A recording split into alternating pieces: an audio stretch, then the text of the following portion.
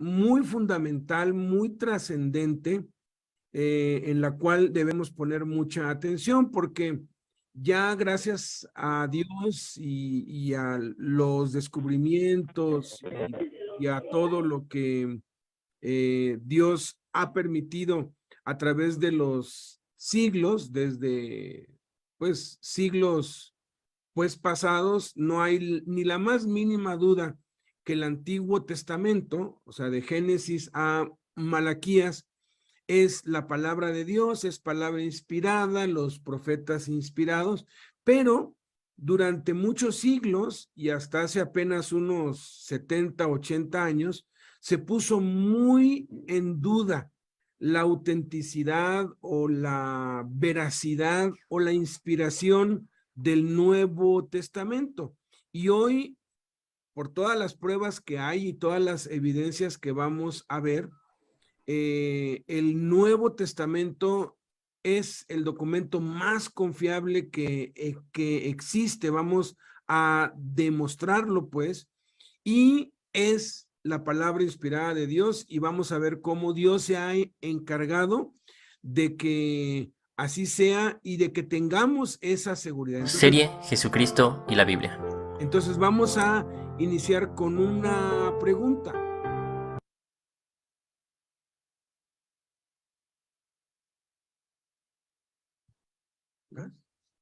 ¿El Nuevo Testamento ha sido alterado drásticamente, como dicen los escépticos? O sea, es cierto lo que los escépticos son los enemigos del evangelio, los que no creen, pues, los expertos.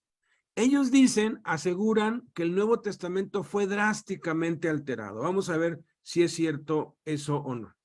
Si alguien quiere argumentar que el Nuevo Testamento ha sido cambiado, eso requiere evidencia, pues las sospechas paranoicas no bastan. Los documentos del Nuevo Testamento se extendieron por todo el mundo antiguo y se han recuperado varios manuscritos del segundo y tercer siglo en varias regiones durante tiempos de gran persecución y sin poder político de parte de la Iglesia.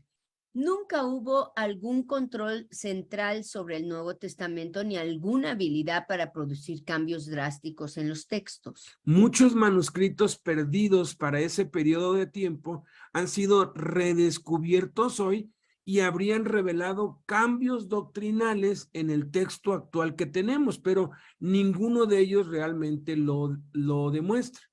Lo que la historia demuestra más bien es, como dice James White, que había múltiples líneas de transmisión que venían del primer siglo, todos confirmando el mismo mensaje de los manuscritos originales. Nosotros como cristianos podemos valernos de lo que la evidencia histórica ha revelado. Sin embargo, los escépticos también apelan a que hay variantes de palabras entre los manuscritos. Y sí, efectivamente las hay, pero no afectan el significado del texto ni la doctrina de Cristo en lo absoluto, y en algunos casos lo reafirman. Solo hay un poco menos del 1%, para ser exactos, el 0.5% de las variantes totales que afectan el significado del texto, pero sin alterarlo. Y son de los manuscritos tempranos, pero no son ni siquiera un verdadero problema. Veamos 3 ejemplos. Todos los demás son del mismo estilo, en los cuales la diferencia en griego es una letra y ambos significados encajan con el texto y con la doctrina de Cristo. Primer ejemplo está en Romanos 5.1. Si quieren, abran allí en su Nuevo Testamento Romanos 5.1. En la Reina Valera 1960 que nosotros tenemos, dice así: justificados pues por la fe, tenemos, subrayen esa palabra, tenemos, paz para con Dios por medio de nuestro Señor Jesucristo. En manuscritos más antiguos aparece así: justificados pues por la fe. Tengamos paz para con Dios por medio de nuestro Señor Jesucristo. Ambas palabras, tenemos y tengamos, tienen sentido en el contexto y no afecta la verdad revelada. De hecho, las Biblias más nuevas tienen una nota al pie de página y dicen manuscritos más antiguos dicen tengamos. Segundo ejemplo, este es impresionante. Juan 1:18. A Dios nadie le vio jamás. El unigénito Hijo que está en el seno del Padre, Él le ha dado a conocer. Abre tu Biblia allí en Juan 1:18. Subraya Hijo, el unigénito Hijo, porque en manuscritos más antiguos aparece así. A Dios nadie le vio jamás. El unigénito Dios que está en el seno del Padre, Él le ha dado a conocer. O sea, en vez de hijo, como dice la Reina Valera, en los manuscritos más antiguos dice Dios.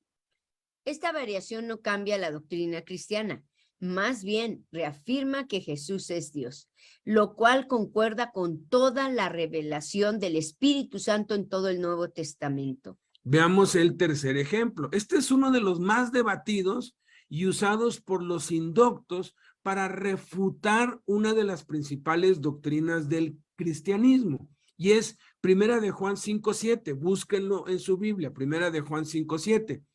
En la Reina Valera 60, la más aceptada de todas, dice, porque tres son los que dan testimonio en el cielo: el Padre, el Verbo y el Espíritu Santo, y estos tres son uno. Subrayen el Padre, el Verbo y el Espíritu Santo, y estos tres son uno, porque en manuscritos más antiguos. En manuscritos más antiguos aparece así, porque tres son los que dan testimonio en el cielo, y la frase, el Padre, el Verbo y el Espíritu Santo, y estos tres son uno, no aparece. Y hay notas en Biblias más nuevas, hay una nota, y algunas notas dicen, esta frase no aparece en manuscritos más antiguos, o simplemente no está allí, pero hay una nota que dice, manuscritos posteriores agregan el Padre, el Verbo y el Espíritu, y ya, con esto dicen, la Trinidad no es cierto, con esto se amparan. Pero miren, el que no aparezca esta frase no significa que el único Dios verdadero se haya manifestado como Padre, Hijo y Espíritu Santo, porque hay literalmente cientos de versículos más que sí aparecen en los manuscritos más antiguos, que sí demuestran esa maravillosa verdad de la Trinidad. Los primeros padres de la iglesia, como Gregory, Novaciano, Tertuliano, Donicio e Hipólito, defendieron y demostraron con las escrituras que el Padre, el Hijo y el Espíritu Santo son uno y el único y verdadero Dios, sin la necesidad de este versículo. Así que la ausencia de esta frase en Primera de Juan 5:7 no amenaza esta maravillosa verdad de la doctrina cristiana.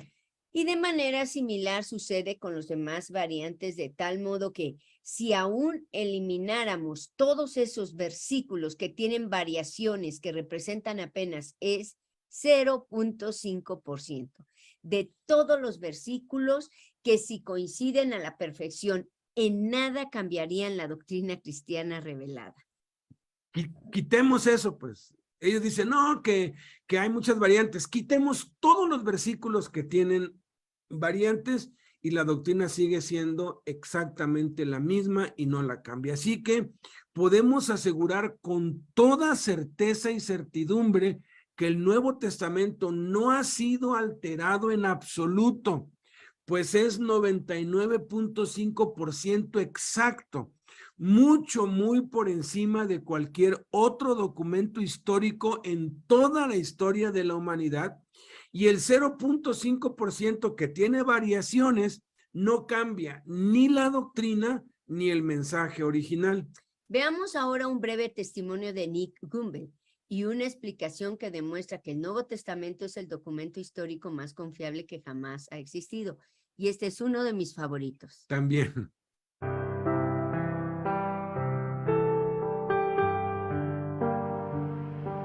Durante buena parte de mi vida no he sido cristiano. Mis padres no iban a la iglesia. De hecho, como adolescente, fui bastante hostil hacia la fe cristiana. Creo que quizá me habría descrito como ateo, tal vez como agnóstico. Así se describía mi padre. No sé por qué, pero sentía algo hacia los cristianos que me hacía sospechar y los evitaba. Al iniciar la universidad, compartía un cuarto con un amigo a quien conocía. Bueno, lo conozco desde hace 30 años, pero habíamos ido a la escuela juntos. Era un buen amigo. Yo le advertí, bajo ninguna circunstancia, metas cristianos al cuarto. Mantente alejado, habla con ellos afuera y cierra bien la puerta.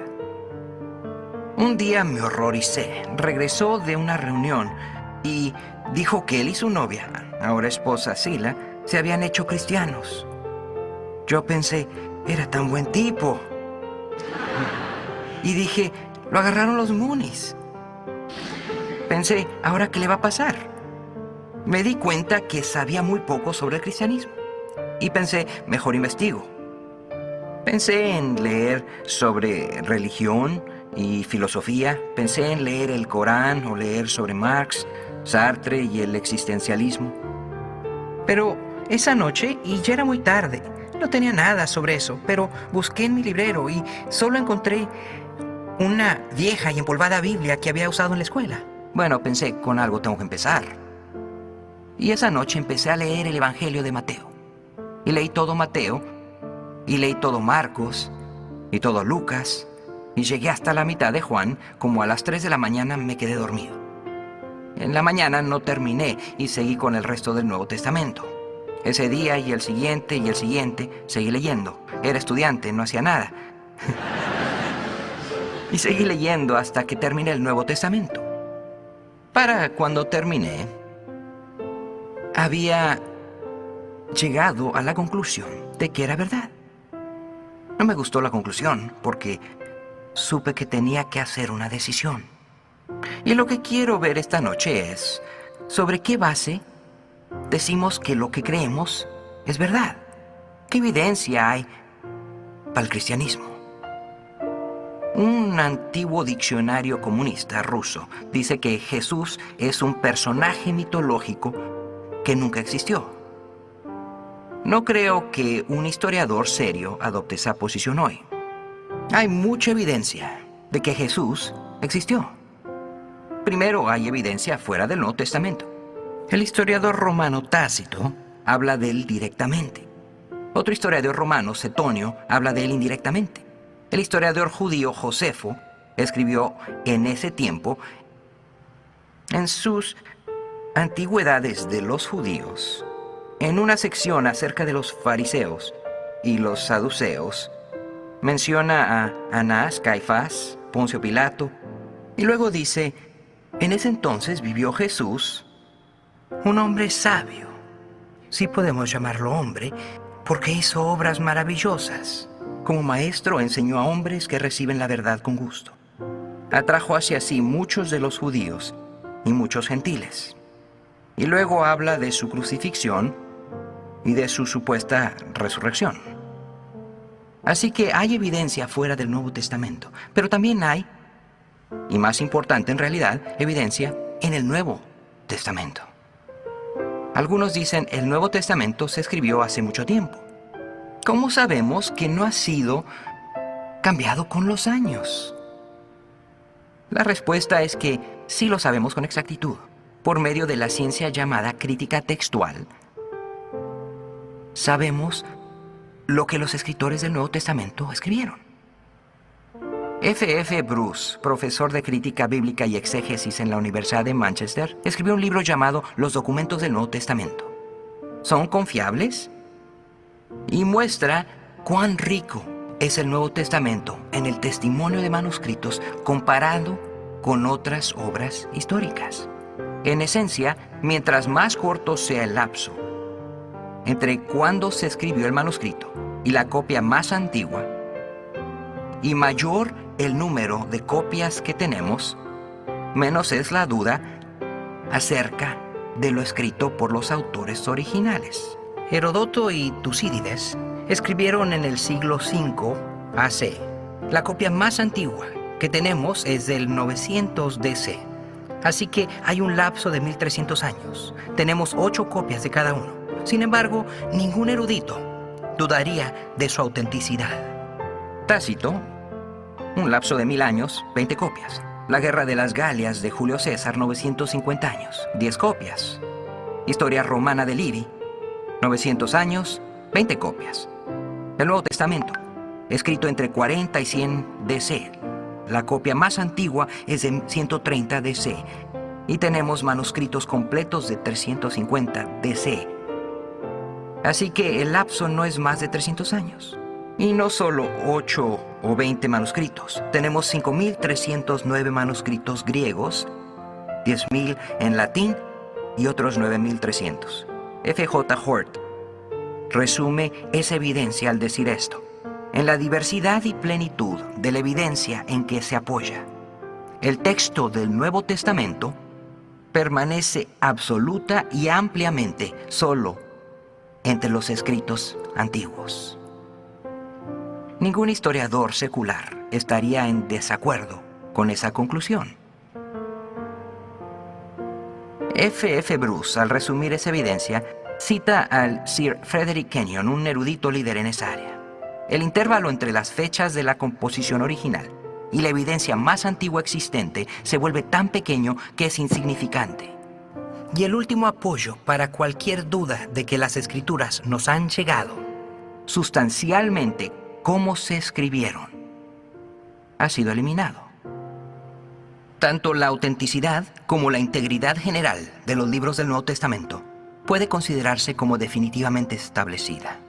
Existen más de 19.000 copias en otros idiomas, tales como el siríaco, latín, cóptico y arameo. En total de base de manuscritos que lo apoyan es de más de 24.000 copias. La mayoría de los eruditos concuerdan que el Nuevo Testamento fue escrito antes del fin del siglo I. Si Jesús fue crucificado el año 33, entonces todo el Nuevo Testamento fue terminado dentro de los primeros 70 años del primer siglo. Aquellos que escribieron los documentos sabían que si estos no eran exactos, muchas de esas personas los habrían señalado como falsos. Sin embargo, ni entonces ni hasta el día de hoy nadie ha podido refutar los textos del Nuevo Testamento. Podemos entonces asegurar que el Nuevo Testamento es el texto más confiable de toda la historia en la humanidad, y por lo tanto, todo lo que está escrito allí es la palabra de Dios. Cada libro del Nuevo Testamento está saturado de Jesús. Los apóstoles no podían dejar de decir lo que habían visto y oído. Predicaban y enseñaban a Jesús todos los días. Veamos 10 verdades acerca de Jesús en el Nuevo Testamento. Primera verdad es que el Nuevo Testamento se escribió para que creamos en Jesucristo, como dice Juan capítulo 20, versículo 30 al 31.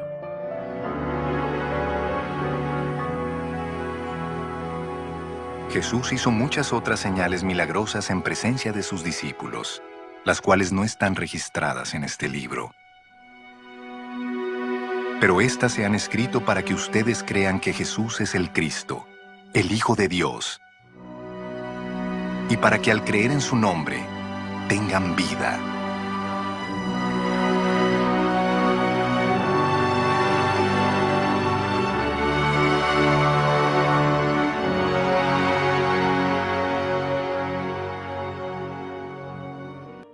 En el Nuevo Testamento se descubre el velo que cubría todas las escrituras del Antiguo Testamento y que dan testimonio de Jesús en sombras, tipos y figuras. Y se nos dice con absoluta claridad que lo que se ha escrito es para que creamos que Jesús es el Cristo, el Hijo de Dios, y para que creyendo tengamos vida en su nombre. Es importante resaltar que el propósito es que creamos que Jesús es el Cristo, esto es, el Mesías prometido, que literalmente significa Dios hecho hombre. Por eso reafirma al señalar el Hijo de Dios, de naturaleza o esencia divina. La divinidad de Jesús es la verdad fundamental del Nuevo Testamento y se comprueba totalmente con su resurrección. El tema principal de Hechos es Cristo. Hechos capítulo 2, versículo 22, versículo 32 y versículo 36 dicen: Pueblo de Israel, escucha. Dios públicamente aprobó a Jesús de Nazaret al hacer milagros poderosos, maravillas y señales por medio de él, como ustedes bien saben. Dios levantó a Jesús de los muertos y de esto todos nosotros somos testigos. Por lo tanto, Que todos en Israel sepan sin lugar a dudas que a este Jesús, a quien ustedes crucificaron, Dios lo ha hecho tanto Señor como Mesías. A menudo se ha afirmado que en el libro de los Hechos el personaje principal es el Espíritu Santo, pero Jesús enseñó que el Espíritu no vino para exaltarse a sí mismo, sino para glorificarlo y testificar de él. Si examinamos los Hechos, el nombre más mencionado es el de Jesús, y eso prueba la intensa actividad del Espíritu Santo que glorifica a Jesús y nos da poder para ser testigos de él hasta lo último de la tierra. Número 3. El Evangelio de Dios es acerca de Cristo. Romanos capítulo 1, versículo 1 al 3 dice: Yo, Pablo, esclavo de Cristo Jesús y elegido por Dios para ser apóstol y enviado a predicar su buena noticia, escribo esta carta. Dios prometió esa buena noticia hace tiempo por medio de sus profetas en las Sagradas Escrituras. La buena noticia trata de su Hijo en su vida terrenal. Él fue descendiente del rey David. El Evangelio no es una doctrina o una filosofía, ni siquiera un tratado moral o espiritual, sino que es la vida y obra de una persona, Jesús. El Espíritu nos revela que Jesús es el Hijo de Dios, nuestro Señor y Salvador. 100% hombre del linaje de David según la carne y 100% Dios, Hijo de Dios con poder. Asimismo 100% santo, según el Espíritu de santidad, y está vivo porque resucitó. Fuimos predestinados para ser como Cristo. Romanos capítulo 8, versículo 29. Pues Dios conoció a los suyos de antemano y los eligió para que llegaran a ser como su Hijo, a fin de que su Hijo fuera el hijo mayor de muchos hermanos. Ese es el plan de Dios para cada uno de nosotros, que seamos hechos conformes a la imagen de Jesús. Dios no envió a Jesús para hacer nuestra vida más fácil, sino para usar las pruebas y tribulaciones para transformar nuestro carácter y nuestras vidas a fin de que seamos semejantes a Jesús.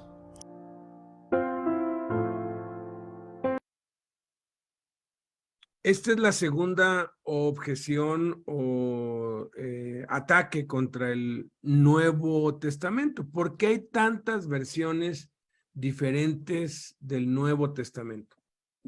La respuesta sencilla es porque esta biblioteca de libros que hoy llamamos la Biblia no fue escrita originalmente en español, sino en hebreo, arameo y griego, y lo que nosotros tenemos actualmente son traducciones. Hasta la fecha, partes de la Biblia, principalmente del Nuevo Testamento, han sido traducidas en más de 2000 idiomas.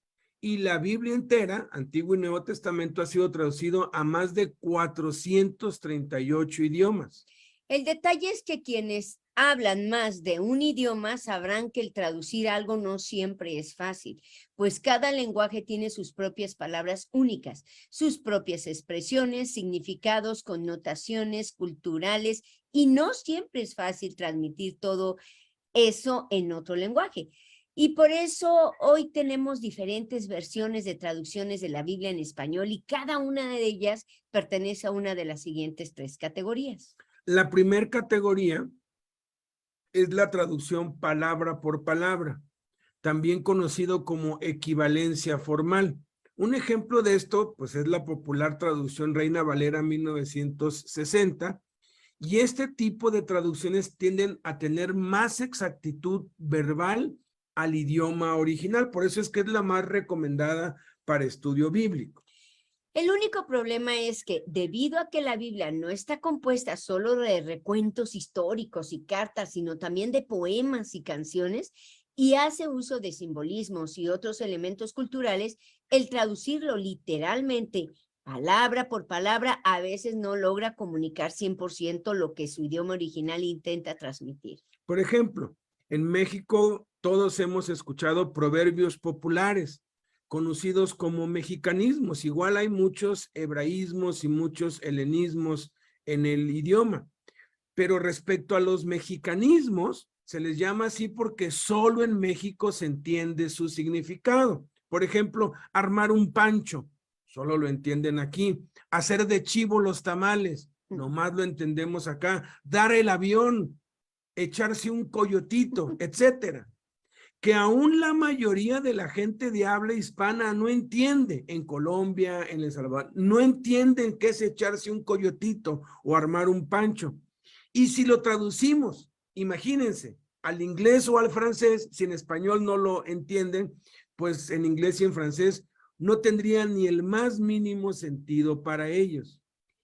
Igual pasó con el Nuevo Testamento. Hay muchos hebraísmos y frases de la cultura grecorromana cuya traducción literal, palabra por palabra, no tienen sentido para nosotros hoy y por eso se requieren los diccionarios y comentarios bíblicos para entenderlas. Entonces, cuando estudiamos, necesitamos auxiliares que nos expliquen qué significaban esas palabras traducidas al español que no tienen sentido en nuestro idioma en ese tiempo. Pero hay una segunda categoría, que son las traducciones de significados, también conocido como equivalencia dinámica. Un ejemplo de esto es la traducción Nueva Versión Internacional o Nueva Traducción Viviente, y este método es el más común en casi todas las traducciones modernas. Y lo que buscan no es tanto traducir palabra por palabra, sino su significado, para que se pueda entender la precisión de pensamiento o concepto que el autor original está intentando comunicar. Entonces, si se tratara de un mexicanismo, armar un pancho, un pancho, se traduciría como hacer un berrinche infantil o enfadarse y hacer un escándalo por eso.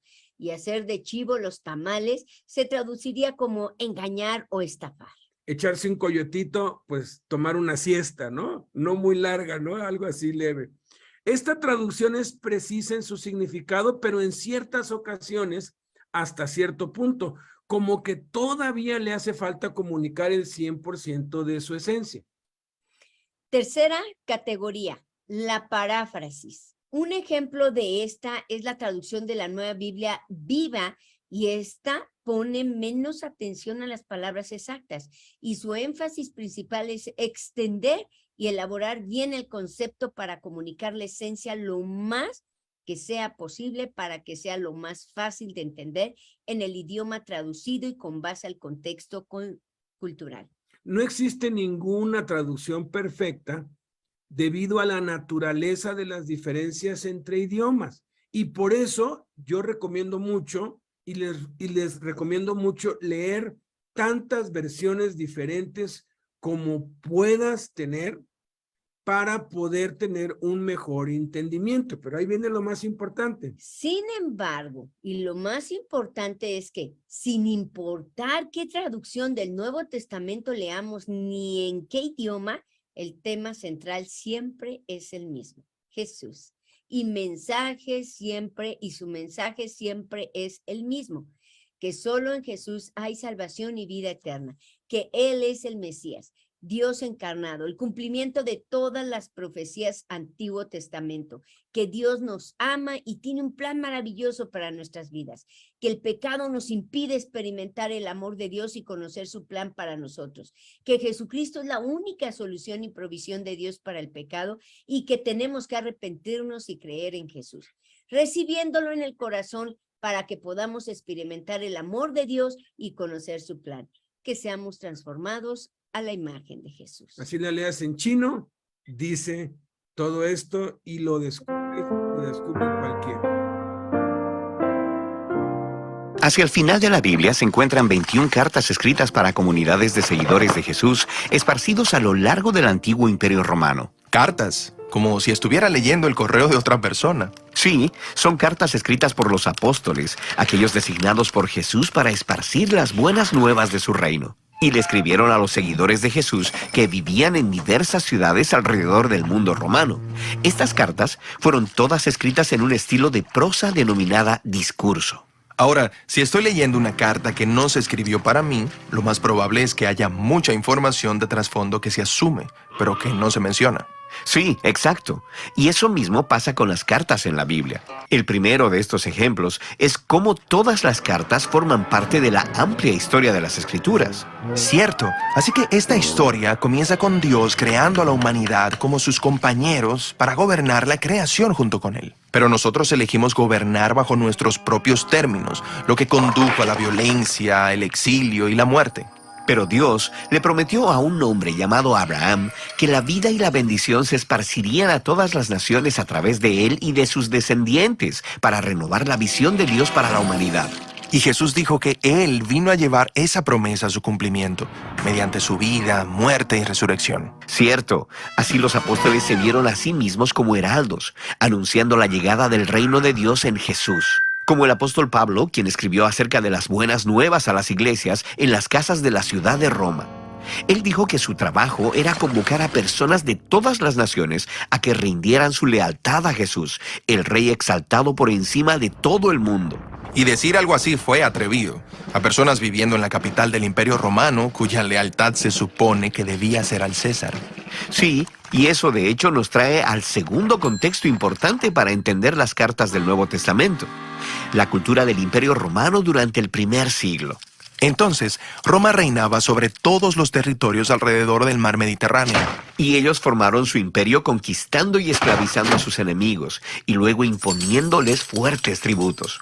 El emperador y su estrecho círculo controlaban todo el poder y las riquezas, y sabían cómo lidiar con las personas que desafiaban el orden social.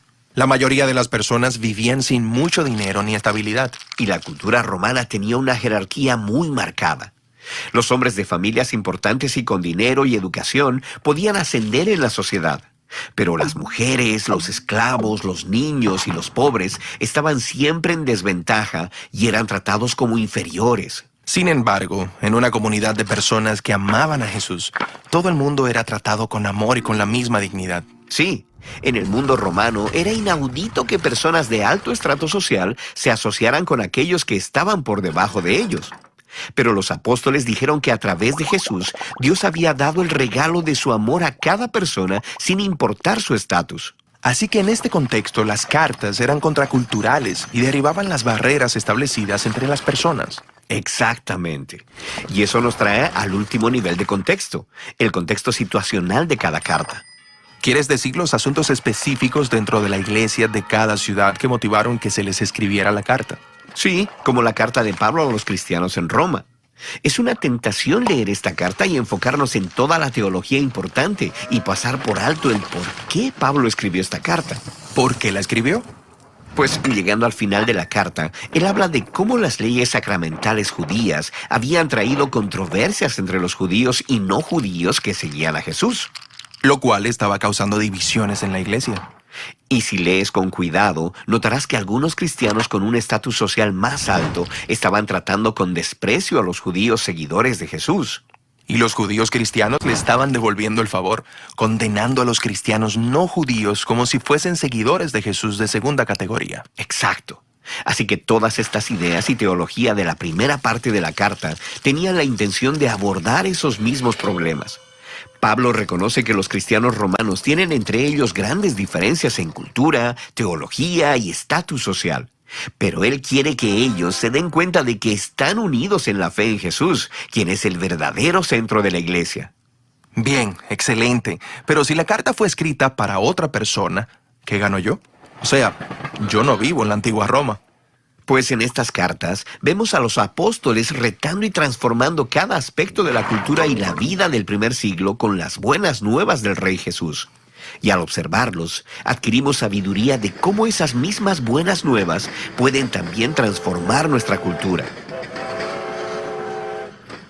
Ahora, hay un paso más que nos ayuda en nuestra lectura de las cartas del Nuevo Testamento, y es aprender a seguir el flujo de pensamiento de las cartas de principio a fin. Número 5. El fin de la ley es Cristo. Romanos capítulo 10, versículo 4. Sin embargo, Cristo ya cumplió el propósito por el cual se entregó la ley. Como resultado, a todos los que creen en Él se les declara justos a los ojos de Dios. ¡Qué maravillosa noticia! Pedro lo declaró de esta manera cuando los apóstoles y los ancianos en Jerusalén discutían ardientemente si los gentiles, los que no eran judíos, debían guardar la ley de Moisés o no. Ahora pues, ¿por qué tientan a Dios poniendo sobre la cerviz de los discípulos un yugo que ni siquiera nuestros padres ni nosotros hemos podido llevar? Antes creemos que por la gracia del Señor Jesús seremos salvos, de igual modo que ellos. Ya no estamos bajo la ley, sino bajo la gracia. Las maldiciones por no cumplir la ley ya no se aplican a nosotros porque Jesús ya cumplió la ley. Cristo nos redimió de la maldición de la ley y ahora somos libres. Número 6. El testimonio de Dios acerca de Cristo. 1 Corintios capítulo 2, versículo 1 al 2. Amados hermanos, la primera vez que los visité, no me valí de palabras elevadas ni de una sabiduría impresionante para contarles acerca del plan secreto de Dios, pues decidí que mientras estuviera con ustedes, olvidaría todo excepto a Jesucristo, el que fue crucificado. Testimonio es la declaración que hace una persona para demostrar o asegurar la veracidad de un hecho, por haber sido testigo de él. Esta prueba sirve para confirmar la verdad o la existencia de una cosa. Dios da testimonio de Jesús y Dios demuestra que el que ve a Jesús lo ve a él. 1 de Juan, capítulo 5, versículos 7 al 8.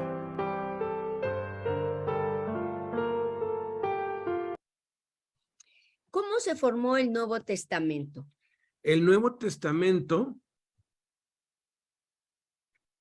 contiene 27 libros, lo conocemos, los cuales junto con el Antiguo Testamento son nuestra máxima autoridad para temas relacionados a la fe y a la conducta. Pero, ¿por qué 27 libros? ¿Y cómo se formaron y llegaron a ser lo que hoy conocemos como Nuevo Testamento? En el campo de estudios del Nuevo Testamento, el término canon es una referencia a un conjunto limitado de escritos que funcionan como una colección autoritativa para el cristianismo. Está limitado en el sentido de que no se puede quitar ni añadir nada a la colección.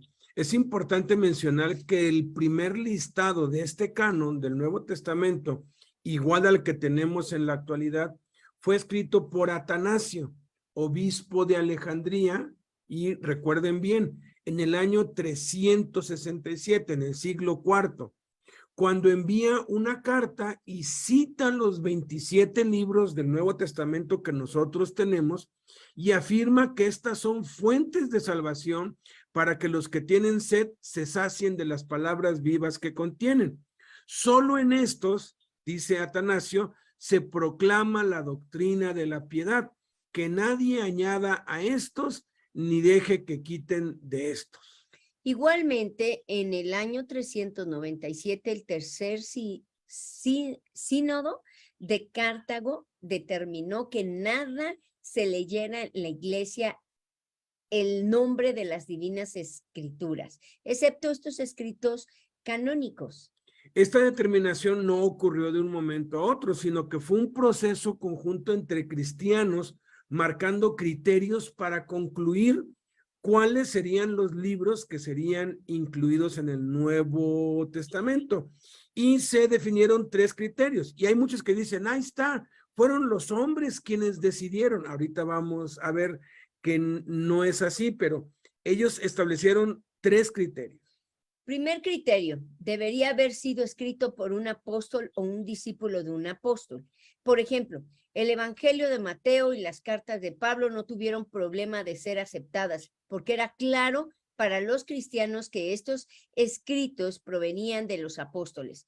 Pero otros documentos ganaron amplia aceptación debido a un vínculo directo con los apóstoles. Por lo tanto, la conexión de Marcos con Pedro y la de Lucas con Pablo reforzaron la aceptación de estos 2 documentos por parte del canon. Segundo criterio, debería ser ortodoxo, es decir, conforme a la regla de fe ortodoxo. Eso significa la coherencia del contenido de un libro con la fe, con la enseñanza de Jesús y de los apóstoles. Antes de la formación del Nuevo Testamento ya existía una regla de fe o enseñanzas que los cristianos habían recibido de los apóstoles. Esta regla de fe servía como parámetro para determinar qué libros eran considerados inspirados por Dios y cuáles no. Por ejemplo, circulaba un libro conocido como el Evangelio de Pedro y el Evangelio de Judas y el Evangelio de María. Habían de verdad, literalmente habían cientos de otros libros y otros documentos, pero veamos el Evangelio, entre comillas, de Pedro. Al leerlo, se descubre que el documento no es inspirado por Dios porque enseña que Jesús no tenía una naturaleza humana real, que no era humano, negando así la fe verdadera y las mismas enseñanzas de Jesús. En este caso, se rechazó este libro con la supuesta autoría de Pedro porque su contenido era contrario a la enseñanza de los apóstoles. De igual manera, se rechazaron muchos otros evangelios y escritos que hoy se denominan apócrifos, es decir, falsos. Y el tercer criterio es que debería ser universal. Este criterio se relaciona principalmente con la aceptación y el uso de un documento por parte de la Iglesia en general. Agustín de Hipona lo muestra mejor diciendo, por lo tanto, mantendrán este estándar de escrituras canónicas, las aceptadas por todas las iglesias. Entre las que no son aceptadas por todos, preferirían las aceptadas por la mayoría. El comentario de Agustín aquí revela una realidad importante en la vida de la iglesia primitiva. Para que un documento se use en la iglesia, tenía que ser aceptado y valorado como escritura por una iglesia local.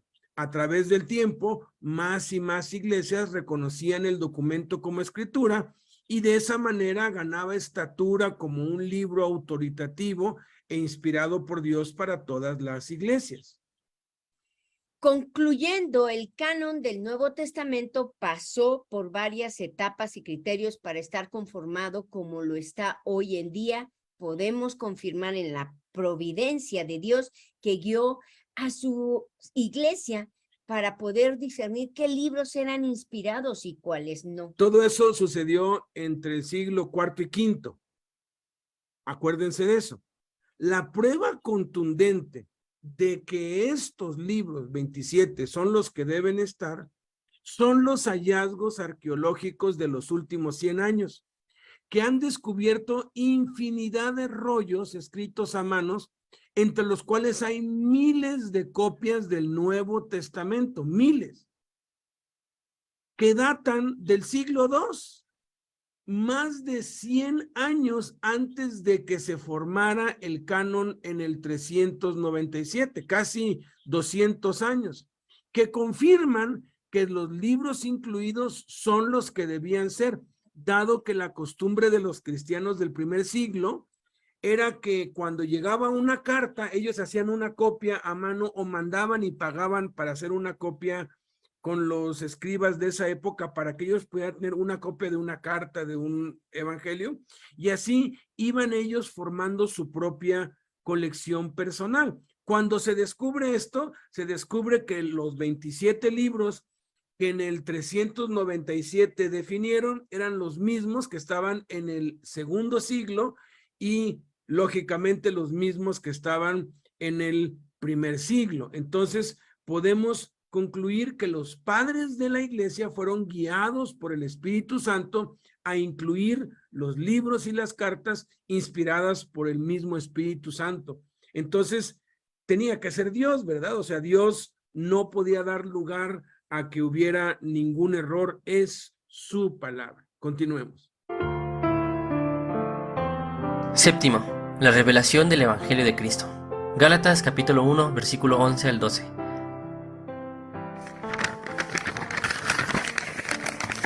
Amados hermanos, quiero que entiendan que el mensaje del Evangelio que predico no se basa en un simple razonamiento humano.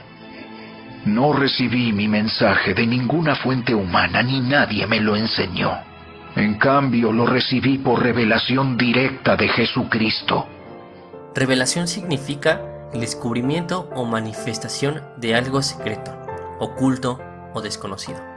la manifestación de Dios a los hombres de cosas que estos no pueden saber por sí mismos. A pesar de que el Evangelio fue anunciado desde Génesis hasta Malaquías, estaba oculto. Cuando Jesús vino, el secreto fue revelado. Todas las promesas y profecías que se hicieron respecto al Mesías se referían a él y se cumplieron en él.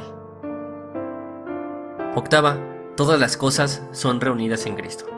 Efesios capítulo 1, versículo 10.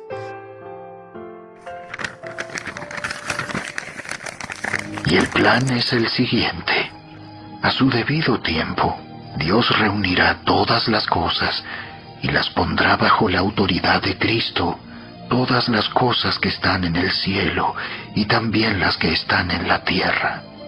Cuando Jesús declaró que toda potestad le era dada en el cielo y en la tierra, estaba asegurando esta maravillosa verdad, que todas las cosas en el cielo y en la tierra serán reunidas en él al final de los tiempos. Así que tomemos como ejemplo la carta a los Efesios. Cierto, aquí tenemos la apertura y luego una larga oración de acción de gracias a Dios. Y en el centro de la oración de apertura, Pablo introduce la idea principal de toda la carta. Se trata del plan de Dios para unir todas las cosas en el cielo y en la tierra en Jesús el Mesías. Pero, ¿qué significa eso? Pues al pasar al cuerpo de la carta, Pablo va a repetir y a desarrollar esta rica idea. Cierto, pero en el cuerpo de la carta es fácil perderse y perder el hilo de lo que Pablo está hablando. Totalmente. La carta a los Efesios tiene alrededor de 3,000 palabras. Y eso es una corta al compararla con las otras cartas. Pero recuerda, Pablo escribió estas cartas para que se leyeran en voz alta. Así que él usualmente daba claves de la progresión del pensamiento mediante palabras de transición como por tanto, o por esta razón, o entonces.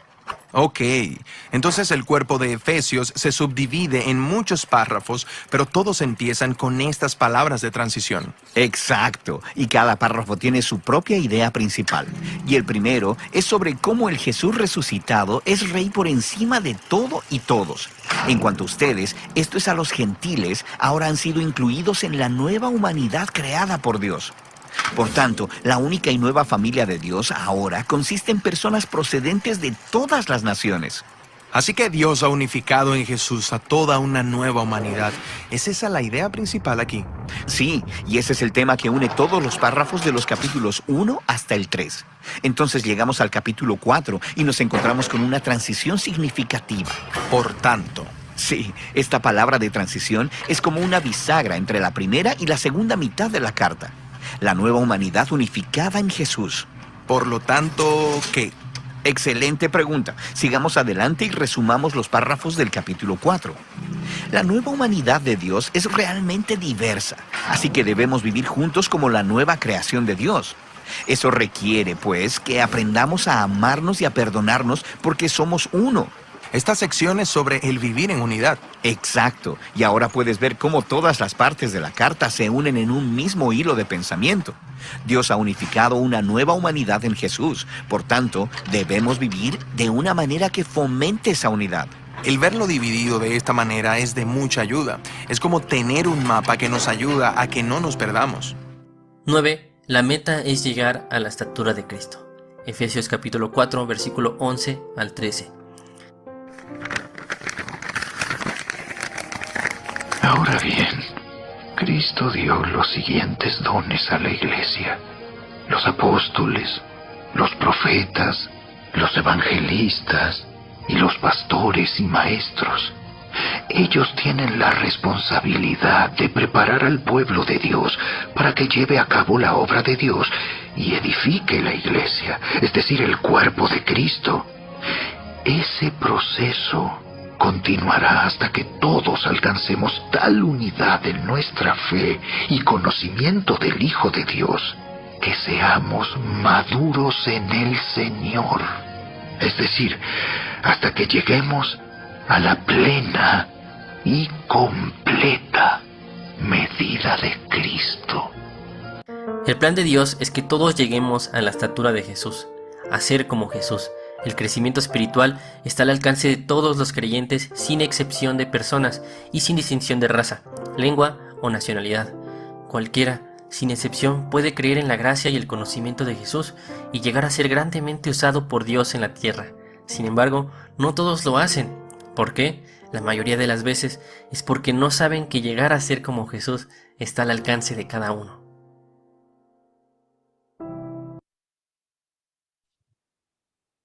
¿A quiénes usó el Espíritu Santo para escribir el Nuevo Testamento y en qué orden lo hizo? Esta es una pregunta muy importante. El Espíritu Santo usó a 9 hombres convertidos a Jesús que vivieron vidas santas y murieron casi todos por su fe. Siempre se ha dicho que más de la mitad del Nuevo Testamento fue escrito por Pablo, tomando como base la cantidad de cartas que escribió. Pero si tomamos como base la cantidad de palabras escritas, la lista la encabezaría Lucas, quien escribió el 27.5%, casi la tercera parte de todas las palabras del Nuevo Testamento en sus libros de Lucas y Hechos. En segundo lugar, se encuentra Pablo con el 23.5% de sus cartas de Romanos a Filemón.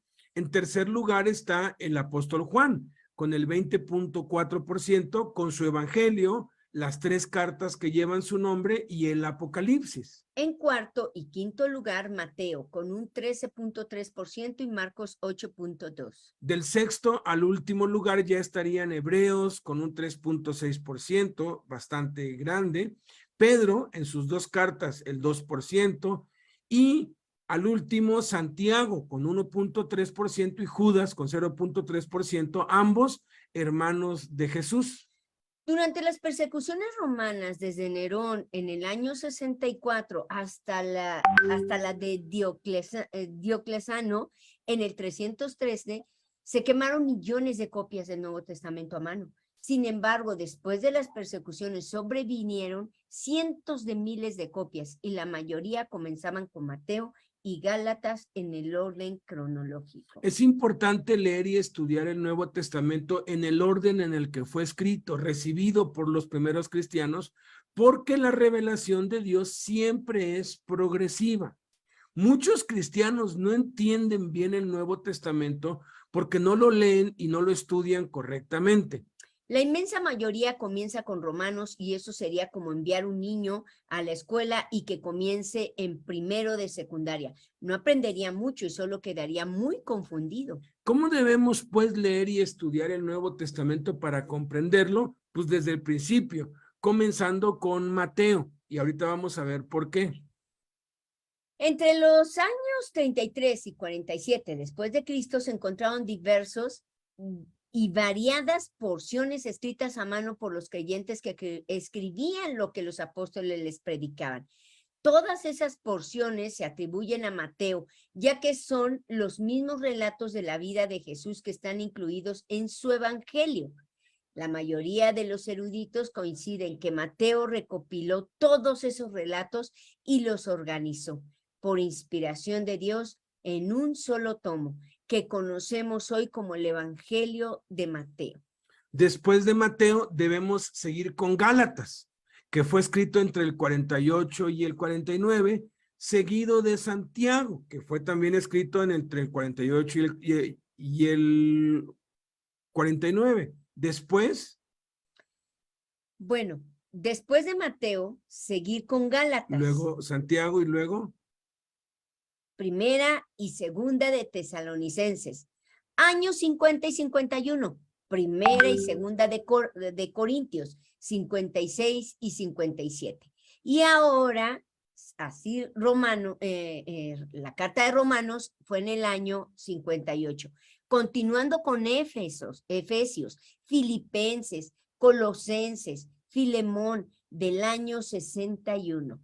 Luego las cartas de Pedro y primera de Timoteo en el año 64, seguido de Tito, Lucas, Hechos, y segunda de Timoteo y Judas fueron en los años 65 al 68, hasta llegar a la carta a los hebreos, que fue en el año 70. El año de la destrucción de Jerusalén. La recta final ya son las 3 cartas de Juan del año 90, el Evangelio de Juan del año 94 y el Apocalipsis del año 95. Terminemos pues.